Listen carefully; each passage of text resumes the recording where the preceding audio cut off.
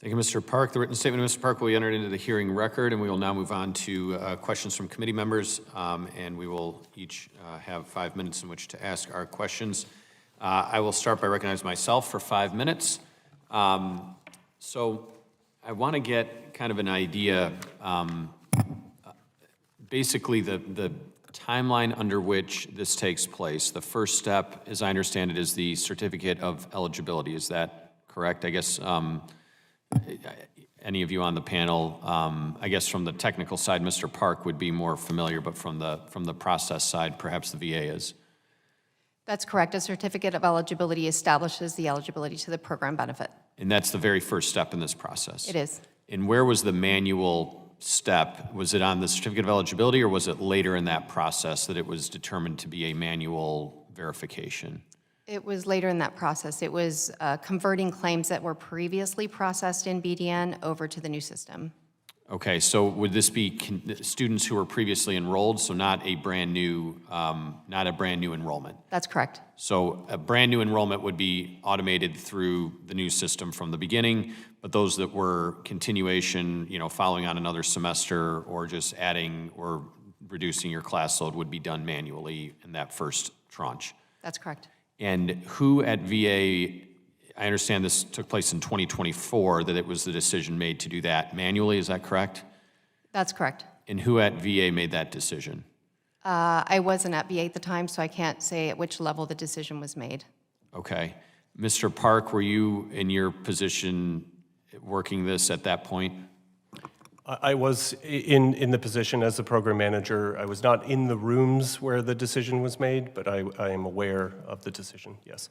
Did Accenture offer advice or candor to VA as to the potential risk of making that a manual process and the delays that would likely follow? Our position in general, as you heard from my testimony, is that we believe automation is the right answer whenever possible. Right. As you heard from VA, there is an automation first approach that is being taken going forward.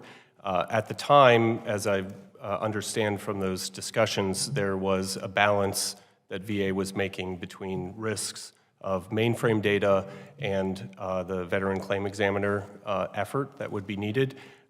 As I understand at the time in those rooms, the statement was made that the VCs could handle that workload.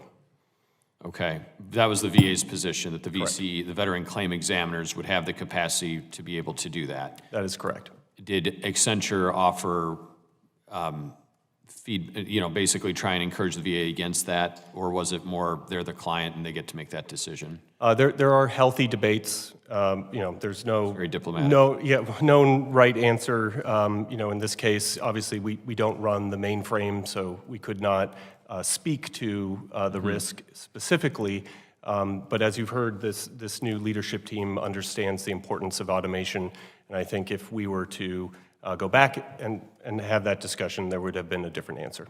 Okay, and then coming into 2025, VA has the existing protocol for the manual process that is set in place. At what point did it become apparent to VA that this was going to present a problem and the VCs were not in a position to be able to swiftly move through them as they had hoped when they made the decision? I will ask Mr. Smith to speak to the timeline. Thank you for the question. So the conversion happened on August 4th. Initially, our focus... Of 2025, correct? Of 2025. Initially, our focus was on the lack of that verification of enrollment, and that was the problem that we solved.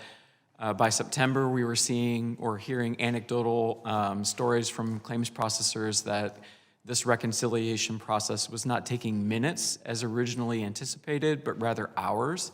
And we immediately started putting procedures in place to streamline and essentially trust the data that's coming out of our 50-year-old system that's been used to pay countless numbers of Chapter 35 students.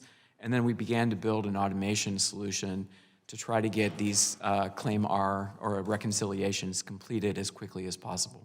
So it was really around the time that students were re-enrolling in college. Now, these are all students who'd previously been enrolled, and they were just continuing their education. And it was at that moment that they were enrolling into the fall semester, and we get the surge of enrollment requests, that all took place. That's correct. It was very much real time. Okay, and VA didn't anticipate or do a dry run of how long it would take to process these manually to get an assessment of what that would look like and why that would be problematic?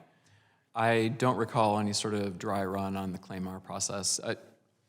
We may have done some user acceptance testing on it, but My time's expired anyway, but I will yield to the ranking member, and we can maybe pick it up on the next